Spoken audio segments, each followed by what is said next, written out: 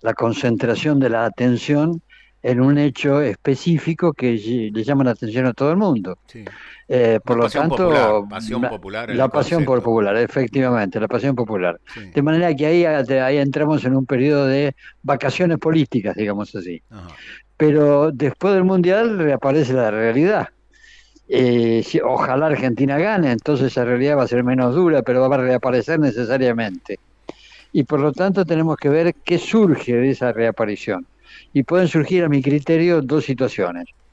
O todo continúa como va y entonces avanzamos hacia una polarización extrema entre la reelección de Milei o la competencia de Kicillof, o por el otro lado, la situación social se profundiza, la crisis avanza sobre la sociedad argentina y estamos frente a un riesgo de, digamos, un riesgo de, no digo de caos, pero sí de desorden anárquico. Me parece que frente a eso lo que hace falta es construir una alternativa.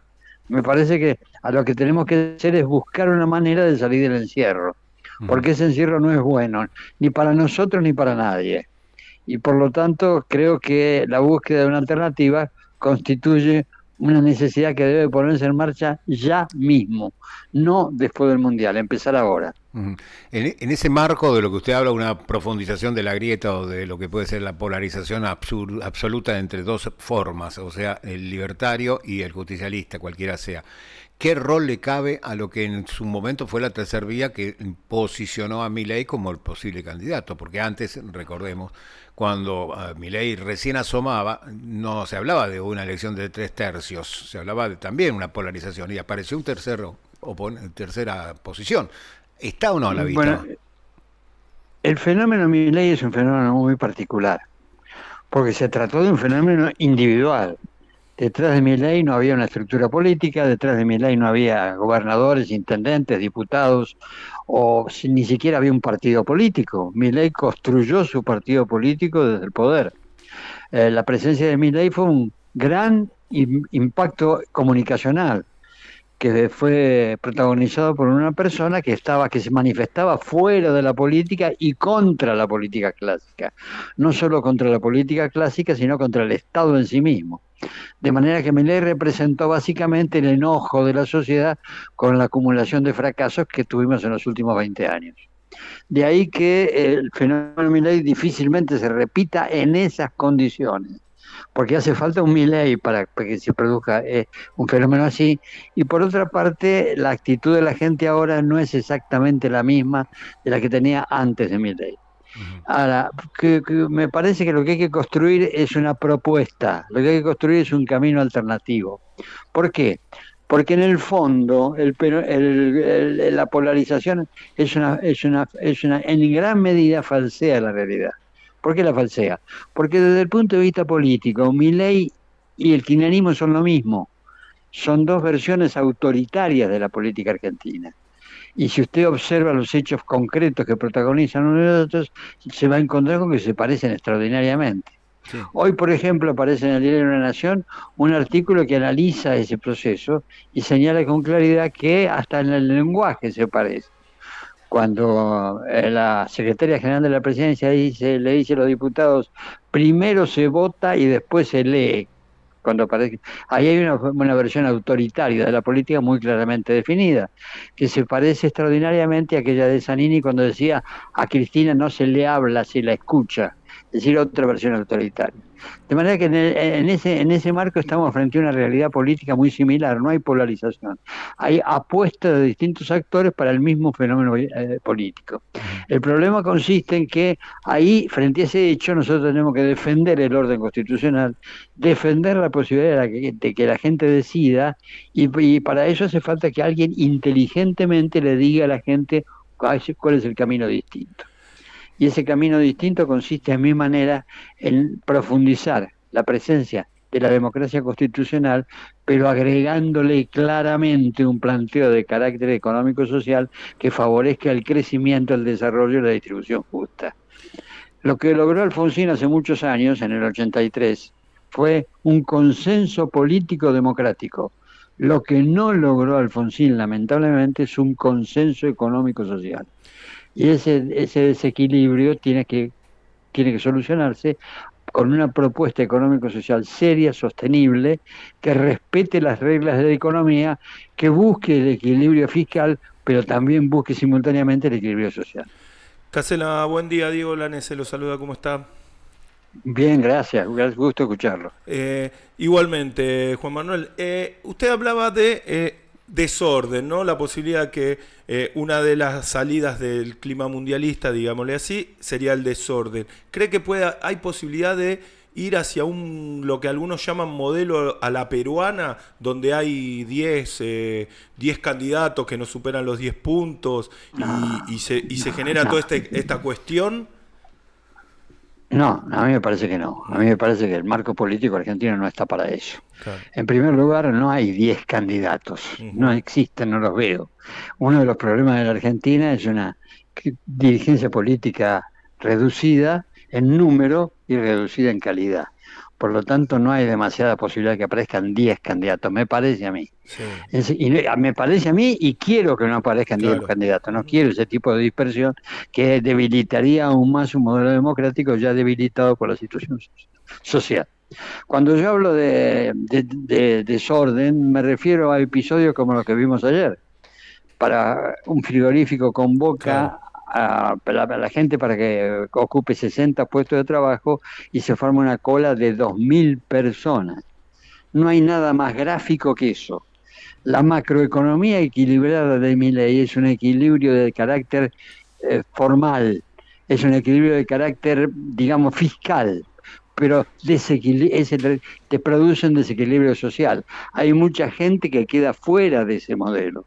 De ahí veo el riesgo de conflicto, Claro. porque la Sí, sí. gente que queda fuera del modelo no se va a resignar a quedar afuera, no puede resignarse porque su calidad de vida depende de estar adentro del modelo y no afuera. A Ujú. eso apunto. Mm.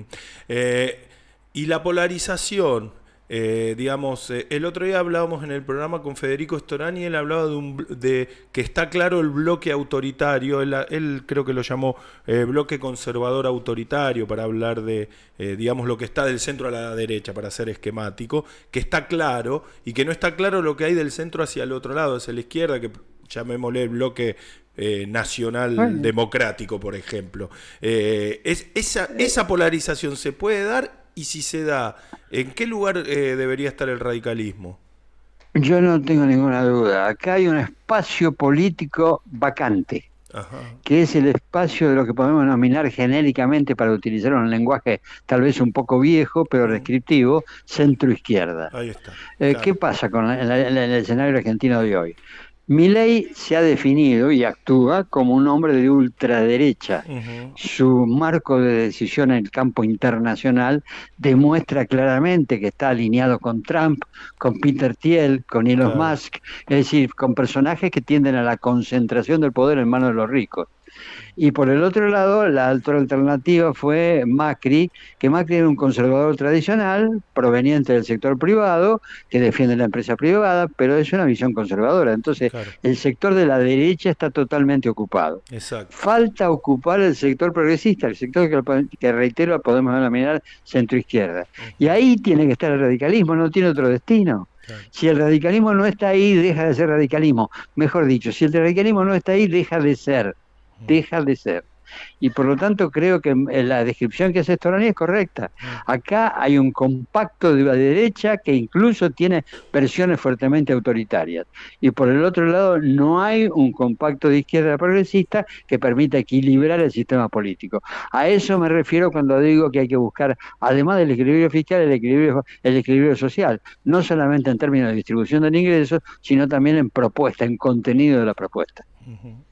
Evidentemente, creo que, bueno, ¿usted cree que el Mundial va a generar una especie de, no les sé decir si es siesta o veranito o vacación política, o no va a ser tan así? Porque yo siento Pero que hay un tiempo electoral y un tiempo social que no coinciden esos dos ya, tiempos, ¿no? la tradición política indica que frente a episodios como el Mundial generalmente hay una disminución de la tensión política. Yo espero que se produzca. Me parece que se puede producir reproducir, especialmente si al seleccionado le va bien. Sí. Pero eso dura un mes. Y por otro lado, eso dura un mes en la calle. Dentro del gobierno los conflictos se acentúan incluso. Sí. Fíjese lo que está pasando dentro del poder nacional con el tema Dorni. Hoy está en la tapa de los diarios. Sí, sí. Ya hay gente dentro en un sistema político fuertemente concentrado, como es la propuesta política del mileísmo. Hay una disidencia muy fuerte provocada por ese episodio de Adorni, que se ha convertido en una exageración brutal del poder de presidente y secretario general, que están sosteniendo un funcionario que no puede seguir siendo funcionario. No puede seguir siendo funcionario. No estoy diciendo que yo sé que haya robado, pero digo, las condiciones objetivas del tema Adorni indican que Adorni lo perjudica al gobierno, le resta credibilidad. Sí, es Entonces no puede seguir siendo presidente. lo que están señalando incluso funcionarios del gobierno como la senadora Burlich, o hasta incluso se ha sumado en la última hora el ex jefe de gabinete Franco, que dicen no puede seguir ocupando un espacio que está lesionando el gobierno libertario directamente. Por supuesto. El primero en saberlo tiene que ser el propio Adorni. Pero para eso hace falta calidad. Y lo que está faltando, con todo, lo digo con toda buena intención, no quiero criticar a nadie, pero digo, lo que le está faltando al sistema político argentino es calidad. La calidad que tuvo Alfonsín, cuando en 1987, 89, se dio cuenta que no podía seguir siendo presidente con un presidente electo y se retiró del poder 5 meses antes. Él vio la realidad y creyó que el interés nacional estaba muy por encima de su interés personal. Por lo tanto, renunció al periodo que tenía para favorecer la normalización del proceso. Me parece que ese tipo de político en la Argentina no existe hoy. Gracias por la atención que nos brinda siempre, doctor Casella. Gracias por su tiempo. Gracias a ustedes y a disposición siempre. Buenas tardes. Hasta cualquier momento. Es Juan Manuel Casella.